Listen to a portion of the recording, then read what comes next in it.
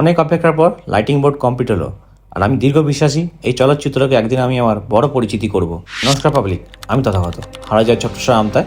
আমি চলচ্চিত্র নামে একটা ক্যাফে চালাই। তো আজকে সকালটা শুরু হয় এক কাপ চা দিয়ে। তো এক কাপ চা খেয়ে চলে যায় সমস্ত বাজার কেনাকাটি করতে।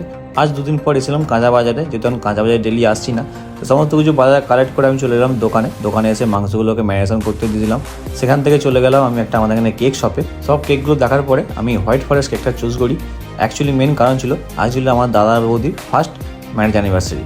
তো সেখানে সেলিব্রেশন করে আমি চলে এলাম দোকানে। আর দোকানে এসে দেখি কাজ শুরু হয়ে গেছে, তাই আমাকে আমার কাজ শুরু করতে হবে। চাউমিন সব বয়েলে দিলাম, আর এখানে বেশ সুন্দর জবরদস্ত কাজ চলছে লাইটিংও লাগানো চলছে। এদিকে সমস্ত কাটাকাটিগুলো করে আমি ফ্রাইড মার রেডি করছি, বাট করতে করতে বেজে গেছে 7টা। এখন লাইটিং বোর্ডটা লাগানো কমপ্লিট হয়নি।